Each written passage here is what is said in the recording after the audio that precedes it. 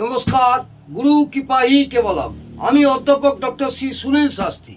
আজ আমি আপনাদের নবম ভাব নিয়ে আলোচনা করব। নবম ভাবে রাহু গ্রহ বসে থাকলে জাতক জাতিকাদের কি ফল হয় সেই সম্পর্কে বিস্তারিত আলোচনা করব। এর আগে আপনাদের লগ্ন থেকে অষ্টম ভাব পর্যন্ত আমি বলেছি।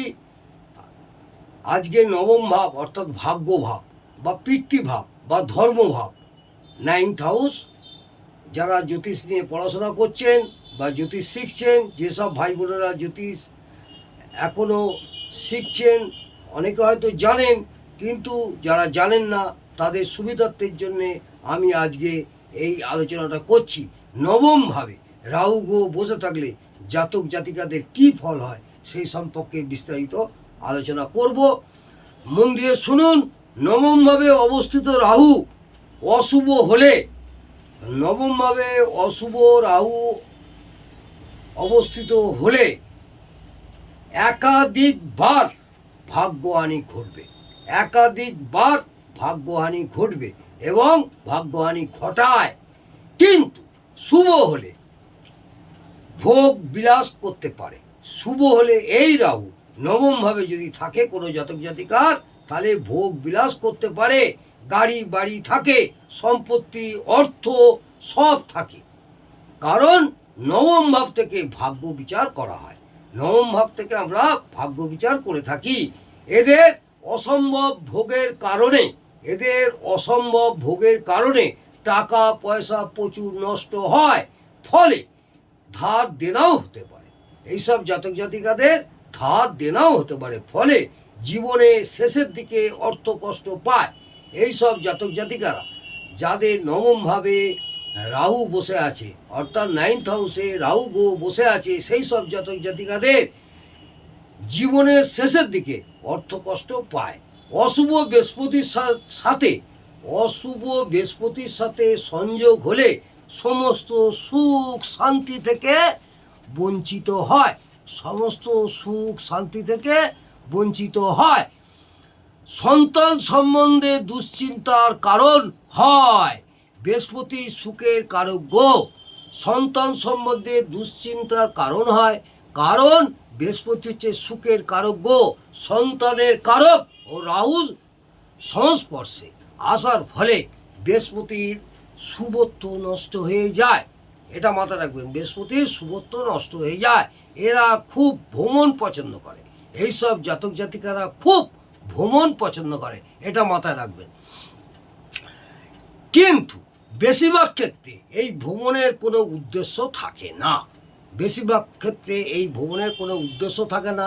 অর্থাৎ প্রস্তুতি থাকলেও ভ্রমণ করে ও প্রস্তুতি না থাকলেও ভ্রমণ করে, এটা মাথায় রাখবেন। ভ্রমণ হলো এদের একটা নেশা, ভ্রমণ, ঘোরা বেড়ানো ভ্রমণ করা এদের একটা নেশা। আবার অনেক সময় ভ্রমণের জন্য অর্থ হানিও হয়, আবার অনেক সময় ভ্রমণের জন্য এইসব জাতক জাতিকাদের অর্থ হানি হয়, কারণ নবম ভাব থেকে ভ্রমণ ও রাহু ভ্রমণের কারক, এটা মাথায় রাখবেন। রাহু হচ্ছে ভ্রমণের কারক ও বেহিসাবি খরচের কারক, বেহিসাবি খরচের কারক। বাবার সঙ্গে এদের সম্পর্ক মধুর হয় না, এদের বাবা পিতার সঙ্গে সম্পর্ক মধুর হয় না।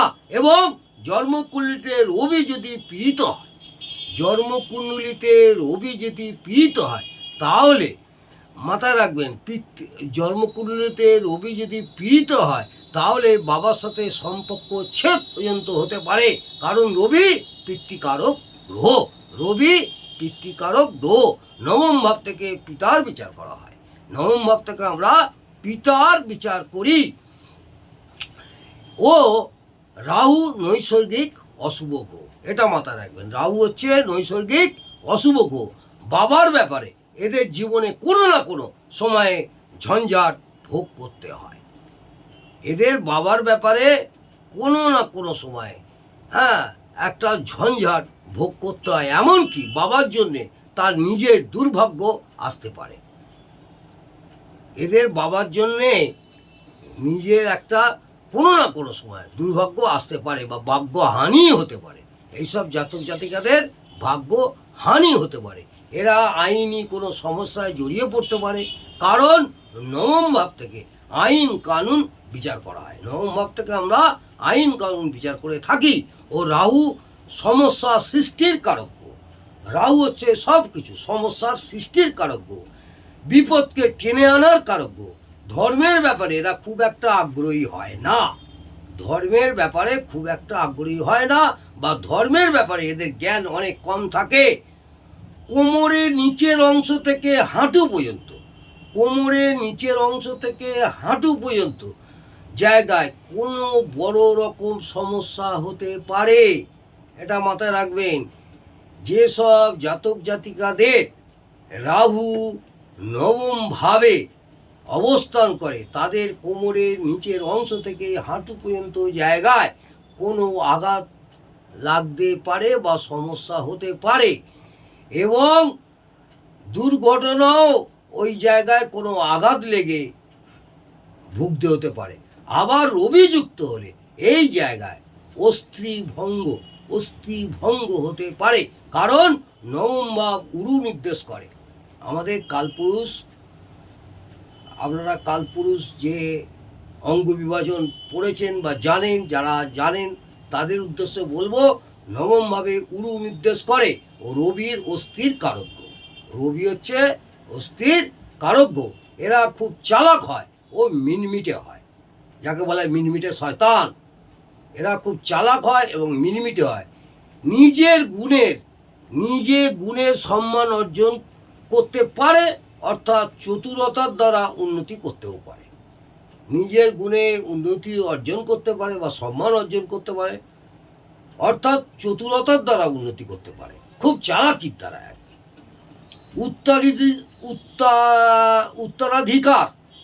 উত্তরাধিকার সূত্রে কোনো সম্পত্তি পেলে সেটা ক্ষতি হতে পারে।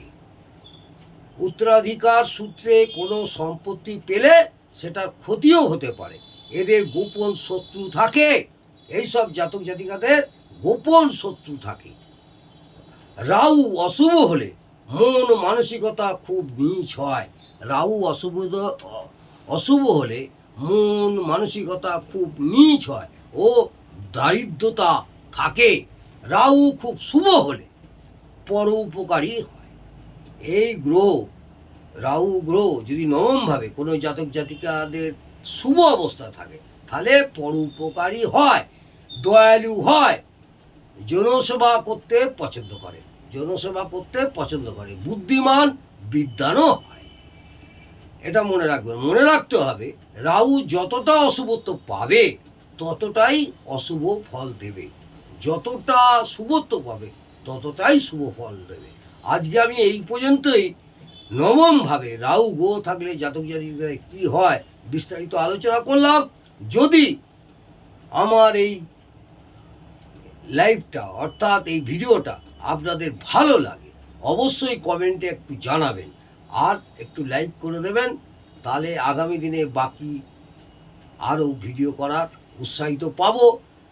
নমস্কার, জয় মা তারা, ভালো থাকুন, সুস্থ থাকুন, আনন্দে থাকুন।